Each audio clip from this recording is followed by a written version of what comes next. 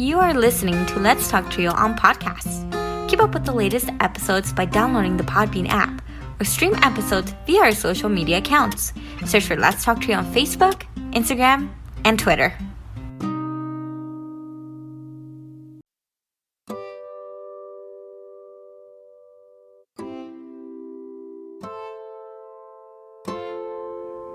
This podcast episode is brought to you by Longsdale Publishing. Is your program seeking ways to assess your students' college readiness? Does your program need a tool to document the effectiveness of your program? Longsdale Publishing is excited to offer the Strategic Learning Assessment, a 20-minute online assessment that provides recommendations and strategies to improve academic performance across 11 learning areas: communication, critical thinking, effective learning strategies, focus and concentration, growth mindset, persistence, seeking help, sense of belonging, stress management, test preparation, and time management. For as little as $3 per student, the Strategic Learning Assessment identifies strengths and areas for growth, along with tailored recommendations for each learning area.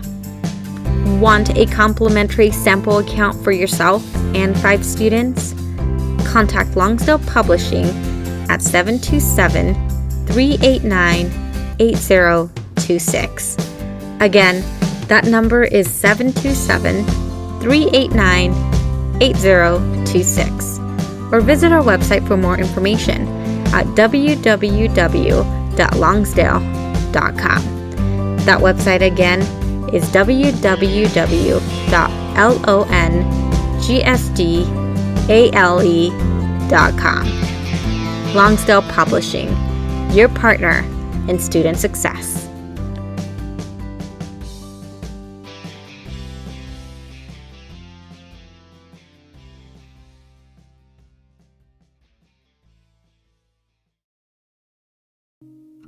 This episode is sponsored by Student Access.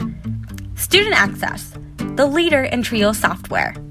Student Access is an online database solution that allows TRIO programs to track their students' information, connect with students by text messages, streamline the APR, and work from anywhere, all online, with automatic updates for changes from the Department of Education. Their technical support team includes former TRIO staff and has over 50 years of combined experience working with TRIO.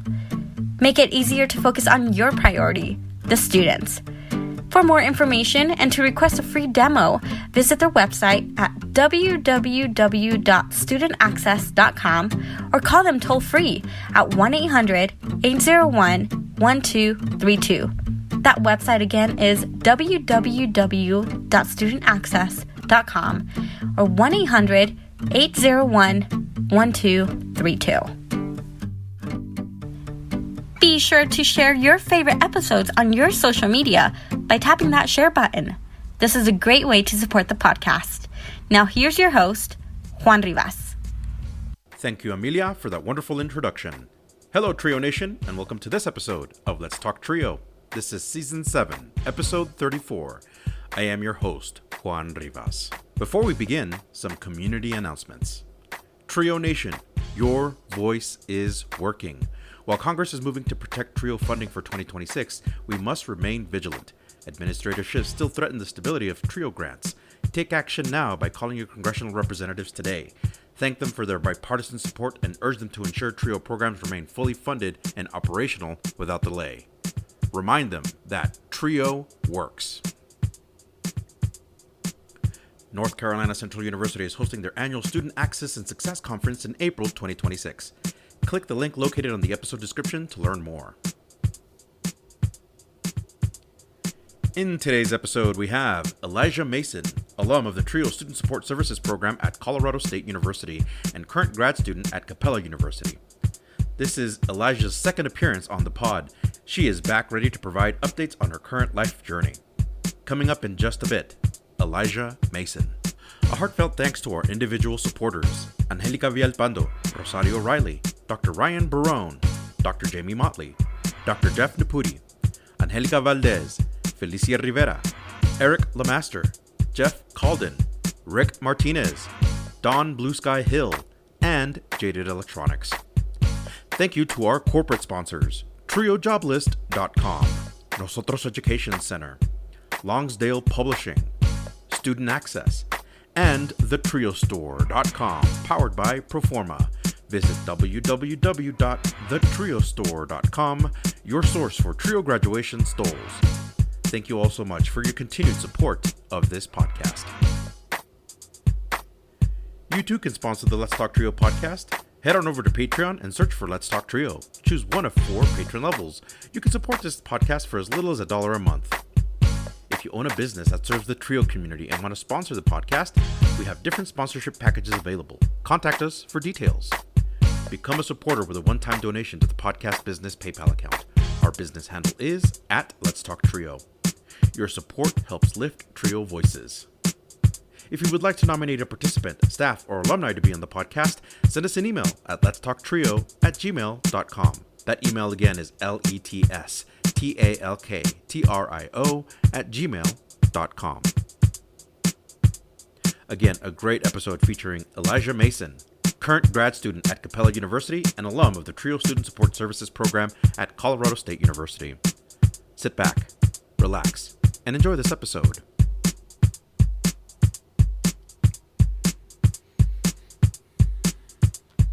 Hi, Trio Nation. My guest is a friend of the podcast, returning to provide us with life updates.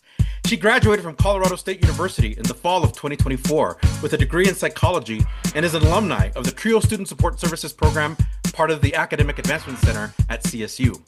You can listen to her previous episode linked in the episode description. We are happy to have back on the podcast, Elijah Mason. Hey, how's it going? Pretty good, Elijah. How are you doing? Also, I noticed your name changed. You went from Sandoval to Mason now. Yeah, I'm doing really good. I got married. We got married on April 1st of 2025, so we're coming up on our 1-year anniversary.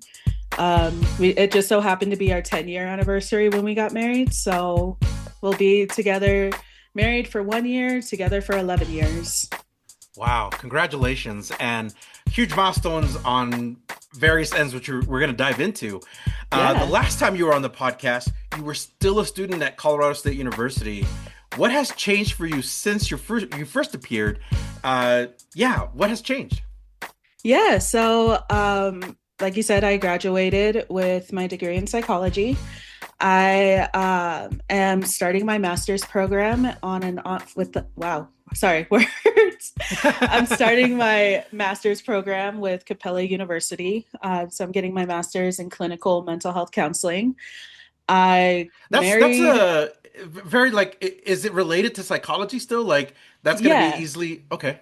Yeah. So what it is it's the route that you go down when you want to become a licensed therapist. Okay. Right on. Yeah.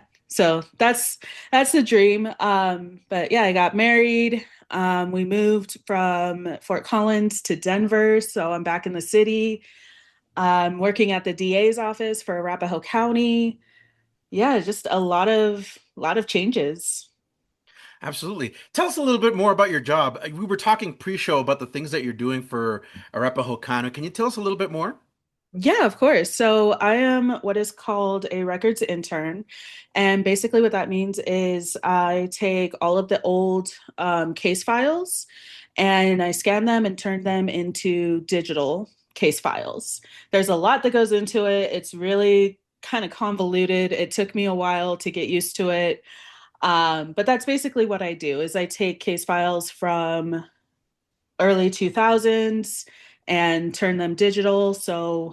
And then destroy them afterwards. Wow. All right. What can you tell us a little bit about the journey that you had in college and what did it teach you? Because now that you're graduated and you're in what a lot of people like to call the real life now, what have you learned? I have learned so much. I'm so thankful for the journey that was Colorado State University. Definitely had its ups and downs. And all universities have that. Life has that. You can't avoid the downs, but you celebrate the ups when they come. And it really just taught me perseverance and pushing through, especially through those downs, Mm-hmm. because, sometimes those downs can be like, they can feel like they're weighing you down, like they're drowning you. Like, no matter what you do, you can't get up, you can't catch your breath, but Mm-hmm. just pushing through and relying on the people who are around you, leaning on those people. Um, yeah, that's what it taught me. It was a wild ride, but I'm thankful for it nonetheless. Now, some would assume that because you majored in psychology, you would go into like a counseling route or some sort of career related to that. Do you feel like your current career is still related, or you're using your degree to do your current job? Currently, I'm going to be 100% honest. I don't see how I'm using my psychology degree. I guess I kind of am using it with my coworkers. Like, I know how to talk to them, I know how to interact with them. I learned how to ask like clarifying questions and do what is called like the information interview kind of thing, but I do that Mm-hmm. like Mm-hmm. inadvertently. But because it's the DA's office, there is a section where the DA works with victims and victim advocacy. And that is a route that has been presented to me way back in my community college days. And it wasn't something Mm-hmm. that I like thought about again. But now that I'm there and I have my foot in the door, I've been talking to a lot of the people who work in the victim advocacy, and it sounds like that's the route that I want to go. So I will Wow. be using my degree in that way. That's awesome. So it sounds like your career is continually evolving. Like you're looking for avenues where you're interested in. Like that's where the field you want to be in. Yeah, exactly. I want to help people, and any way I can, I am happy to do so. We'll be right back after a word from our sponsor. Are you seeking guidance to enhance your TRIO project's effectiveness and success? Look no further. Nosotros Education Center, NEC, is here to empower your TRIO project with expert consulting services. NEC's mission is to promote the effectiveness and impact of TRIO programs. Since 2003, NEC has specialized in providing professional development and in-service staff trainings, allowable cost services, for TRIO projects across the country. The team at NEC, with over 60 years of combined TRIO experience, offers customized workshops and seminars for project staff, compliance assessments, external evaluations, working on and submitting APRs, database customization and training, development of policies and procedures manuals, and project implementation or reorganization services. Additionally, NEC has secured over $774 million in federal funding with a 92% success rate through their live and on-demand proposal workshops, assistance with data collection and review, detailed technical reviews, and comprehensive proposal development services. Join the hundreds of colleges, agencies, and TRIO projects across the country who benefited from NEC's expertise. Nosotros Education Center, your partner in TRIO's project success. Visit their website at nosotros.edu.org. Again, that's nosotrosedu.org.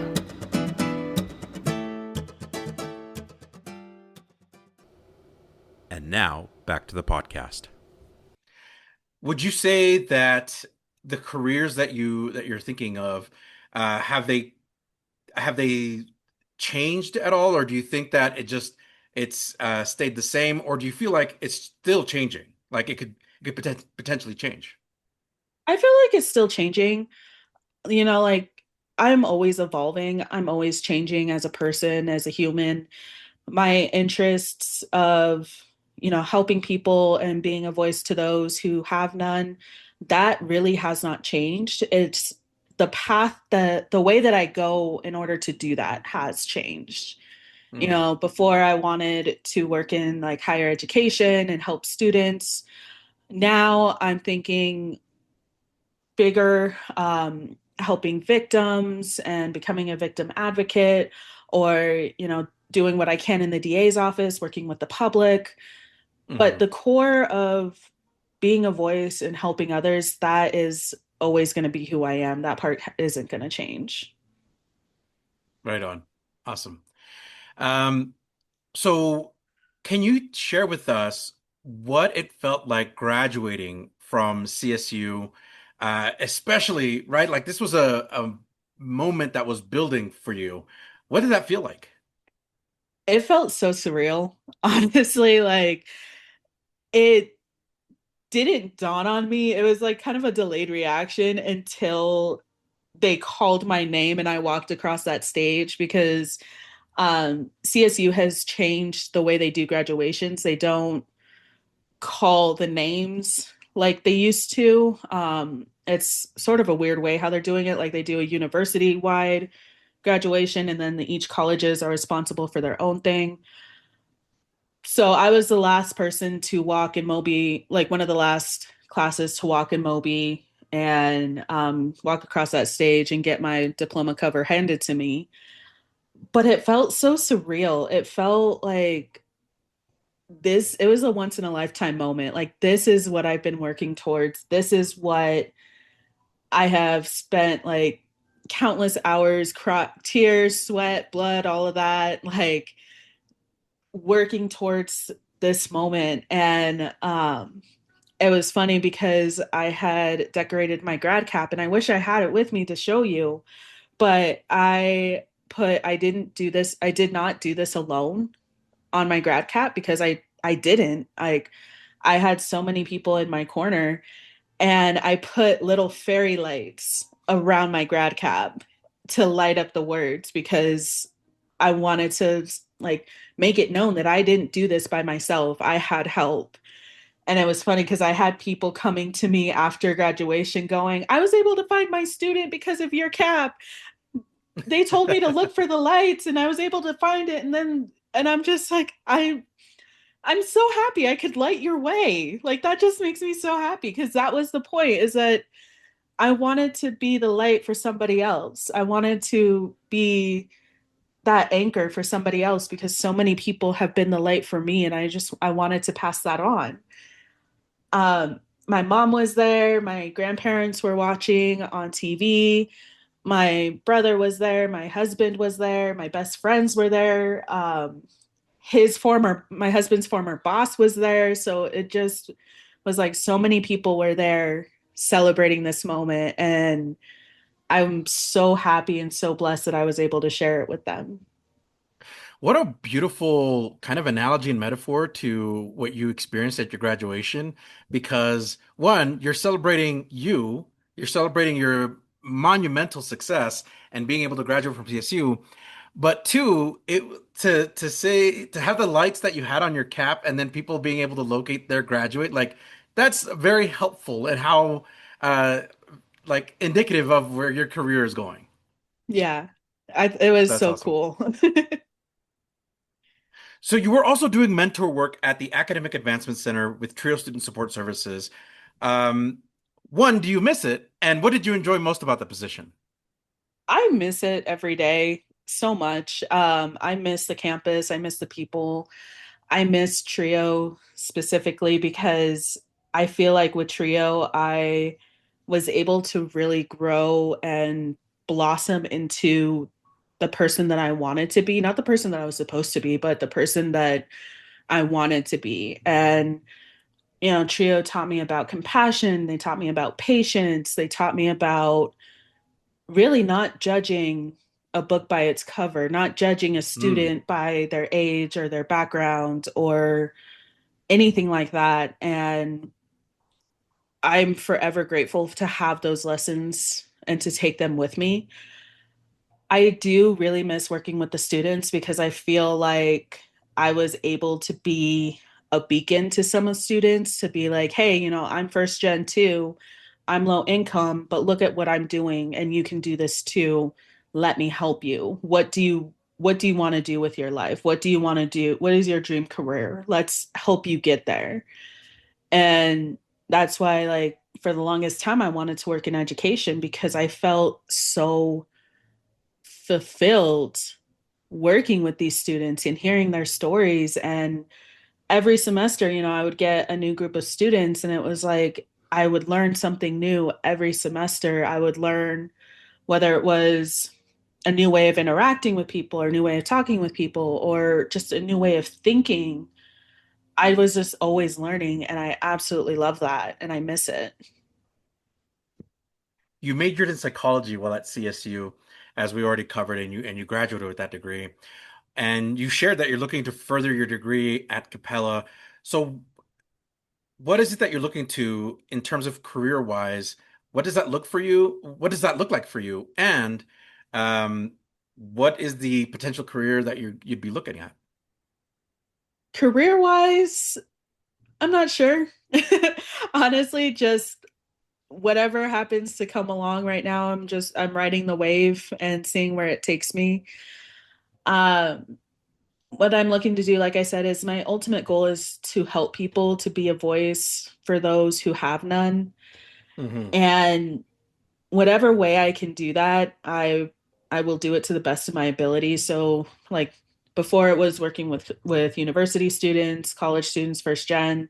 Now it's working with victims and becoming a victim advocate. Who knows, maybe next year it'll change again. What guidance are you receiving to take this next step as you go into your master's? Are you getting any coaching, advising, anything like that? Yeah, so I have my grandfather is my biggest supporter. He was a college professor, so he's him and I have been and him and I have been talking, especially because he was a lawyer, and he taught criminal justice at the University of Metro. So him and I have been talking a lot. I've been leaning on him and his support. I've also been leaning on another CSU alum, Sammy Trout. He's one of my best friends, and he actually is the one who got me a job at the DA's office. And him and I have been talking about what I can do to continue the work within the DA because he was actually doing what I'm doing right now, and now Hmm. he's working there full time. Oh, wow. So yeah, so it's like I'm relying on other Rams to help me find my path. I'm relying on my husband because he's my biggest cheerleader, trying to figure out like what do I want to do? What would work better for me? The people at Capella University, I have my academic advisor, his name's Andrew. He's been a great support as well. He's been talking to me about what my different options are, what it looks like to go. Like, I've been talking about possibly switching to social work and what would that look like, and just asking a lot of these what if questions. And he's been there every step of the way. So I've just, I have people at work who I talk to all the time who are like, you should really do this or you should do that. And I'm like, okay, well, why should I do it? What makes me good for this position or what makes me good for that position? And we have a conversation about it. So it's just, there's so many. Absolutely. And as you're sharing about this next step and then going into this master's program, what have you learned about this process in selecting a graduate school? I think a lot about the first generation students who get tripped up during this process. Like they'll either apply super last minute or they're not gathering enough info on the grad school. So yeah, how did you navigate that entire thing? TikTok. TikTok. I Yeah. mean, it is a social media thing, so absolutely. I I really didn't know where to start. Mhm. And that's something that we see a lot with first gen students is not knowing where to start. And I really didn't have friends who were in a master's program. They're either working or they're doing their own thing. Sure So thing. I was like, okay, well, where do I start? So I literally just I was scrolling TikTok one day and I was like, this would probably be the best place to start. So I like literally just searched psychology master programs, and a whole bunch of things came up. And, there were some out of state programs.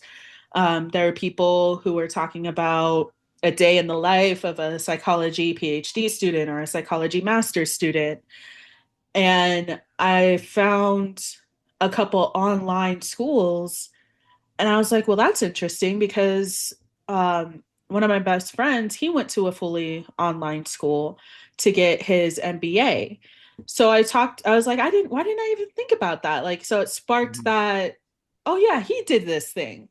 So I called him up and I was like, hey, how was it? Because I remember him and I would go to the library while I was still in school, and we would study together, and he would tell me about these tests and his assignments.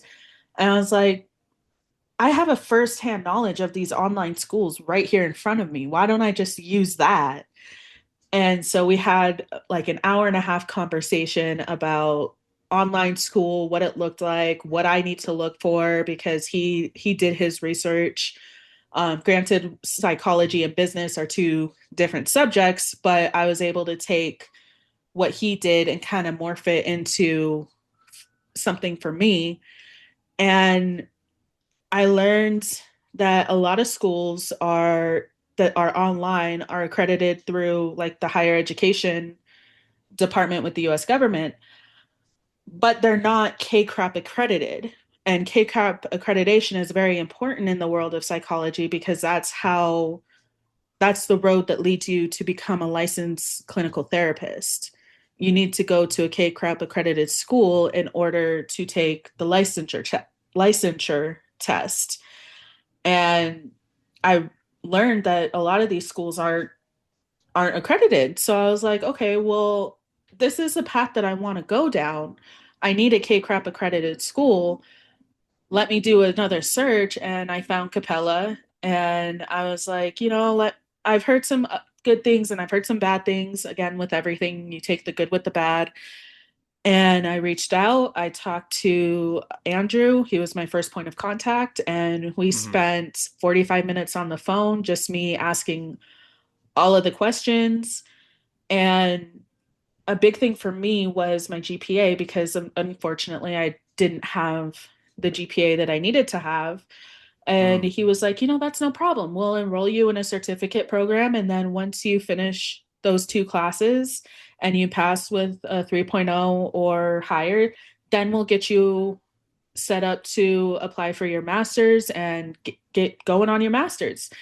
And what Mhm. was really important to me is he used the words when, like when you pass these classes, when Mhm. you get accepted to these programs, like, and that Mhm. to me meant more than really anything because it wasn't an if, it was a when. And that was just like, okay, he spent 45 minutes on the phone with me. I would email him almost every day asking another question. Every day Mhm. he would respond at answering my question, and it didn't seem like he got annoyed or anything like that. So I was like, let me give Capella a try. And Mhm. I did, and I passed my classes. I had some an unfortunate family circumstance happened, and my professors were very understanding about it. And yeah, so so it was just a long way of me saying that was my process. Absolutely. I think it's a trial and error thing, right? Like you're trying to Very much figure out so. where you want to be and where you want to go. Um, and glad that you selected a school that fits exactly with what you need. Yeah, no, exactly. It's very much trial and error. What would you recommend if a student is seeking a master's program? Let's say it's in your field or maybe another field. What's some things that it can do proactively to get started? I would recommend talking to if they have friends who are in master's programs, talking to their friends, talking to professors, trusted individuals, talking to family members if they're in master's programs. But really, as as funny as it sounds, I would recommend going on social media and getting firsthand experiences of these universities and of these colleges and seeing what fits. And then I would also recommend not discounting fully online programs because, we hear like there's a stigma around fully online, like master's programs or PhD Hmm. programs. And it's Hmm. like, if that is what works for your schedule and you are somebody who thrives online, or you just aren't able to commute to a campus every single day, don't discount it. Look into it, talk to people, gather some more information, because then you'll be able to see, like, oh, this actually might be what's best for me, or this might not be my cup of tea, like just explore out of your comfort zone. Like, Hmm. because for me it took a bit for me to finally say okay to Capella, because I thought, it's a master's program. I have to be on campus. I have to do this or I have to do that. And it's like, no, you don't have to. You do what is best for you. Hmm.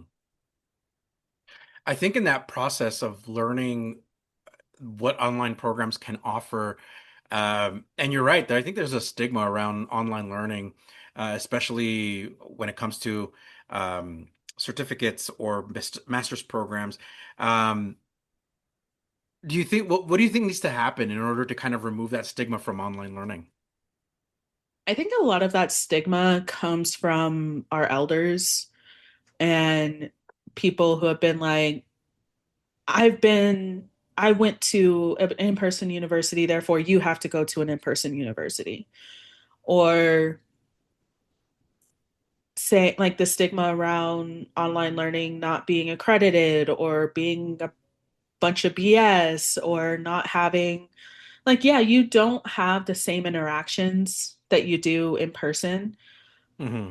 But I have noticed that doesn't take away from the education, because yeah, you go to school to make friends, you go to school to have certain experiences, but I feel like with your masters, you're just like, I'm focused on my masters, and or I'm focused on a PhD program and or a graduate level program, and that's what I want to do. I 95% of the time an individual doesn't have time to go to campus or have friends, they're working or they're taking care of a family or, whatever. So I think just more people should experience online learning and realize that, hey, this actually is the same education, the same benefits that I would get in an in-person classroom. Absolutely. And talking about learning and raising awareness, Elijah, as you know, and you've probably seen a lot of social media posts about this, about Trio still being in kind of a delicate balance of being funded and then having folks advocate in terms in for Trio. What are some things that you're doing to promote or raise awareness of Trio programs to still be an active voice for Trio? Yeah, I mean, I'm doing this. I'm still have a lot of friends who are first gen, a lot of online friends who are first gen, and I'm always talking to them about looking on campus to see if they have a trio program on campus, and then if they don't, looking online to see if there's like an online version of trio. Um, that's another thing, is I really feel like there should be an online version of trio, that Hmm. because Hmm. I feel like it would get a lot more people involved, and it would be pretty cool and like more accessible.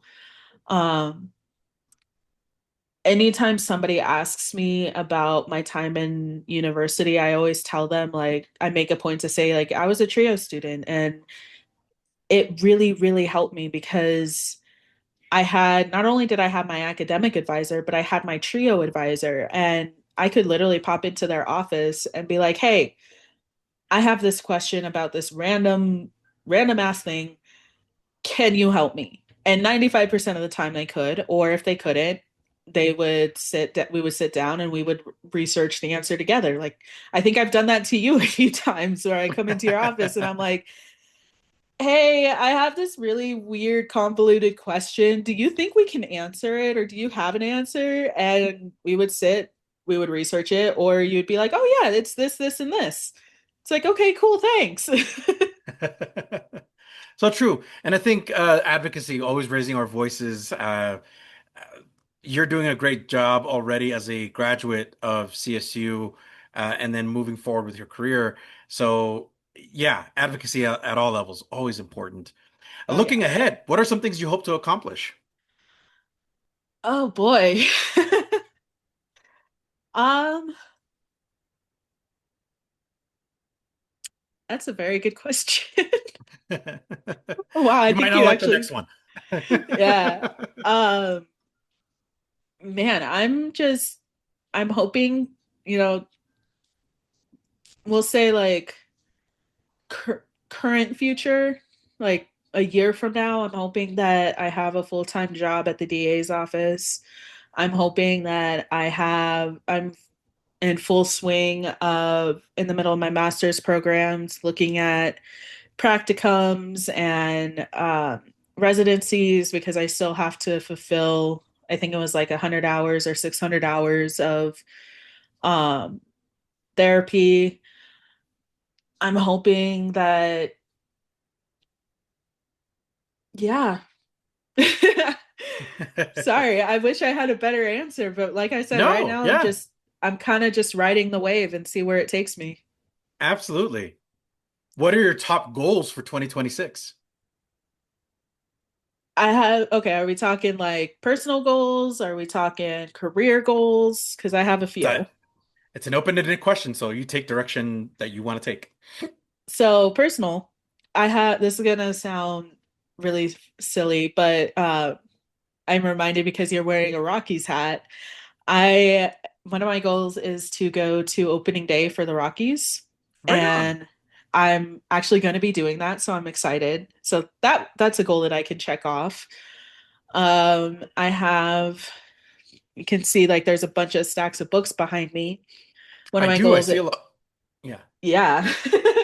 I have 335 total books, and I'm hoping to organize my office and organize my library by genre. So that's a big undertaking. Um, I have been thinking about kids, but it's something that obviously me and my husband need to talk about more. But I'm hoping that we'll be in a place where we are like, yeah, for sure, we're having kids, or no, we're not. Like, just having those conversations. And I want to be more involved with my university because, just because it's online doesn't mean I don't crave that connection piece. So I'm hoping that I'm able to find things to do within my university to be more connected to people and still continue my work in higher education with students. That's awesome. So going back to the Rockies thing, so I hope opening day goes well. Uh, I'm a recent convert to the Rockies, as you probably know, like 3 or 4 years ago. Left the Dodgers, came to the Rockies. We're a miserable organization right now, second to last in the Yep. MLB, which is not the best. So Yep. the bar is low, right? The bar is low Right. for this upcoming season. We're just saying, do better than you did last year. That's the hope. Exactly. Yeah, exactly. Like, and plus, like, going to Rockies games, like, yeah, baseball, if you think about it, it can be boring sometimes, but you're going for the Sure. experience. Oh, Like, it's so I grew up going to Rockies games, and it's the environment, the people, like, you can't, there's nothing like it. oh, And absolutely. Yeah. plus, like, the way I look at it, yeah, they're second to last place. We're not last place.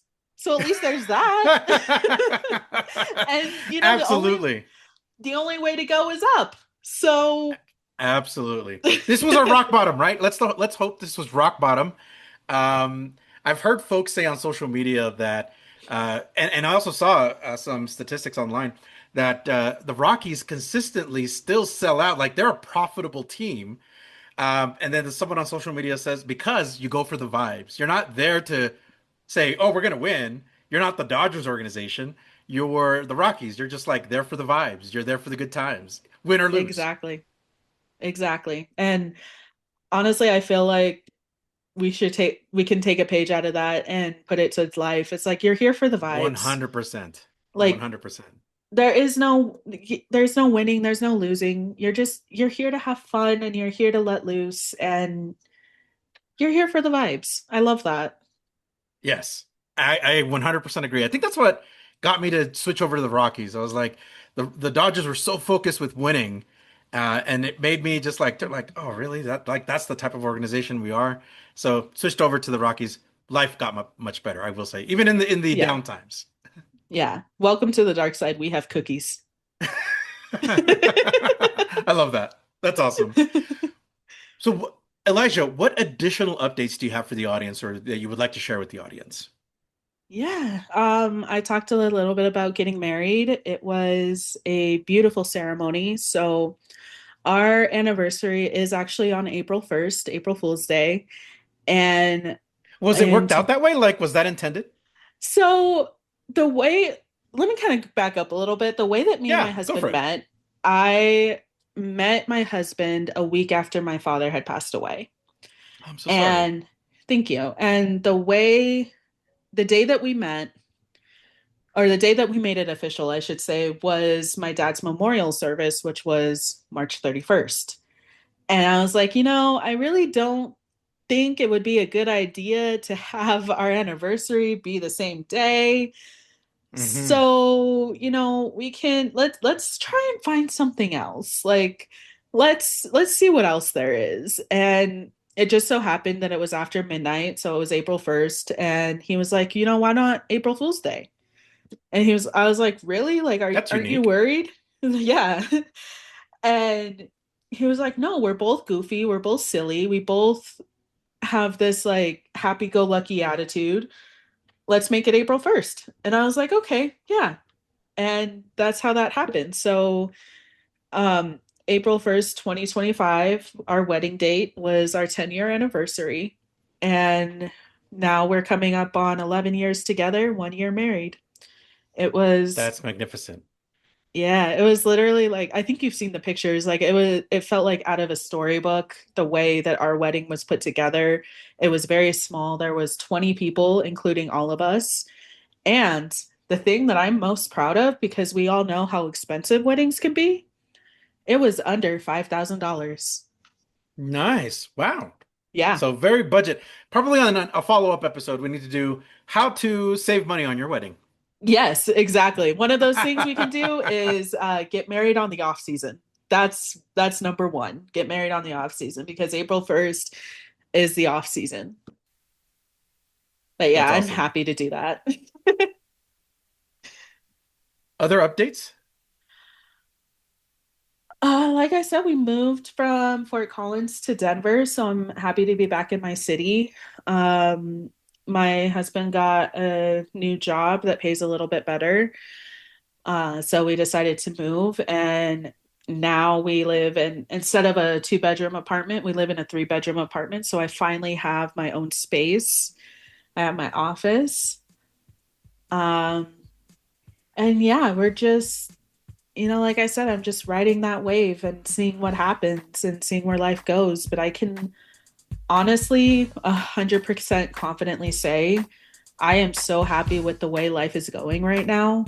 I would not change a thing. Right on. Awesome. Well, Elijah, it was good catching up with you.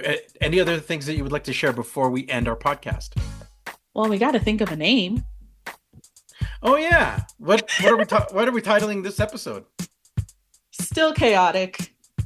Still chaotic. Still I like it. chaotic. Because I know last episode was chaotic organization, and we're still chaotic. We're somewhat organized, but we're still chaotic. Somewhat organized, but I like the still chaotic. I like that. Yeah. Parting words of wisdom before we end. Um, Let me think. Just ride the wave. You never know what it's gonna do, where it's gonna take you. Sometimes it'll take you surprising places. Like never in a million years did I ever think I would be working at the DA's office, but here I am. And I actually really love it. So ride that wave. It might be scary. It's definitely going to be scary because, waves are big and scary and you got to worry about that undertow, but the destination is worth it. I promise. Wonderful. Elijah Mason now. Yes, sir. With, alumni of Colorado State University and TRIO Student Support Services, now currently enrolled at Capella University, pursuing a master's program. Thank you so much for your time today. Yeah, of course. And just remember, TRIO works. Are you a participant, alum, or staff of a TRIO program? Do you want your program highlighted? You or your program could be featured in an upcoming episode of Let's Talk TRIO. Get a hold of us by going to our Facebook page or Instagram and send us a direct message. Search for Let's Talk TRIO. We want to get your story to the public.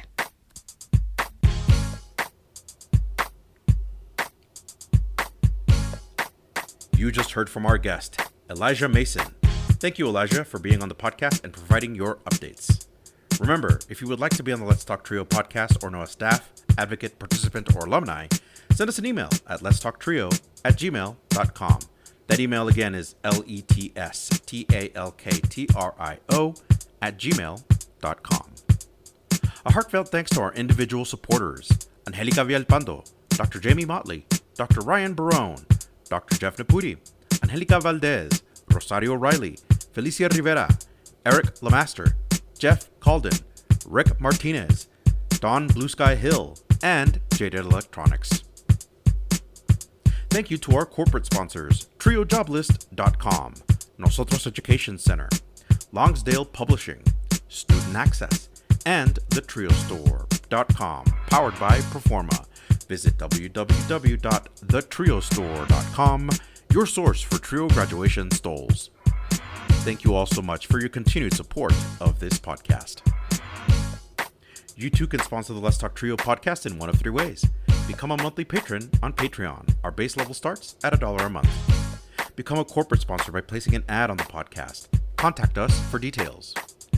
Become a supporter with a one-time donation to the podcast business PayPal account. Our business handle is @Let'sTalkTrio.